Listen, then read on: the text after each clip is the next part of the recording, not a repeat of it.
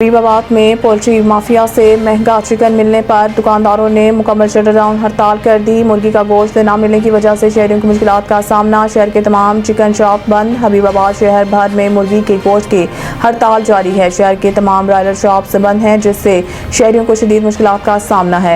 Poultry mafia से महंगा chicken मिलने पर दुकानदारों ने मुकम्मल शटरडाउन हड़ताल करके प्रेस क्लब हबीबाबाद के सामने पुरअमन एहतजाज किया। दुकानदारों का कहना है कि महंगे दामों गोश्त खरीद के सस्ते दामों फरोख्त नहीं कर सकते। कीमतें कंट्रोल करनी है तो हमें फार्मों से सस्ते दामों मुर्गी फराहम की जाए, वरना हमारी हड़ताल गैर मुअय्यना मुद्दत तक जारी रहेगी। चौधरी फैजान अली, तहसील रिपोर्टर, पत्तोकी 12 न्यूज़।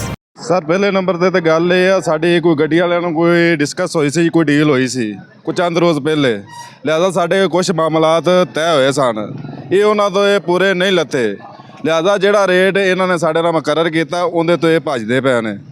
ਇਹਦੇ 'ਚ ਬਿਹਤਰ ਇਹ ਵੀ ਜਿਹੜਾ ਗੌਰਮੈਂਟ ਰੇਟ ਇਹਨਾਂ ਨਾਲ ਜਿਹੜਾ ਰੇਟ ਸਾਡਾ ਇਹਨਾਂ ਨਾਲ ਤੈਅ ਹੁੰਦਾ ਪਿਆ ਉਹਦੇ ਮੁਤਾਬਕ ਸਾਡੇ ਨਾਲ ਇਹ ਚੱਲਣ।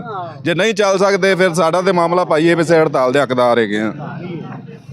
ਹਾਲੇ ਕਿ ਜਿਹੜੇ ਗੱਡੀ ਵਾਲਾ ਮਾਫੀਆ ਉਹ ਸਾਨੂੰ ਰੇਟ ਜ਼ਿਆਦਾ ਲਾਉਂਦਾ, ਲਿਸਟਾਂ ਦੀ ਘੱਟ, ਉਹਦੀ ਵਜ੍ਹਾ ਤੋਂ ਕਸਾਈਆਂ ਨੂੰ ਹੁੰਦੇ ਨੇ ਜੁਰਮਾਨੇ। ਲਿਹਾਜ਼ਾ ਅਸੀਂ ਹੜਤਾਲ ਕੀਤੀ ਹੈ ਕਿ ਜਿਹੜਾ ਨਾ ਸਾਡੀ ਦਰਖਾਸਤ ਸੁਣੀ ਜਾਵੇ। ਹਕੂਮਤ ਅੱਗੇ ਸਾਡੀ ਅਪੀਲ ਹੈ ਕਿ ਇਹਨਾਂ ਨੂੰ ਗੱਡੀ ਵਾਲਿਆਂ ਨੂੰ ਪੁੱਛਿਆ ਜਾਵੇ ਕਿ ਕਸਾਈਆਂ ਨੂੰ ਕਿਉਂ ਬਲੈਕ ਲਾਉਂਦੇ ਨੇ।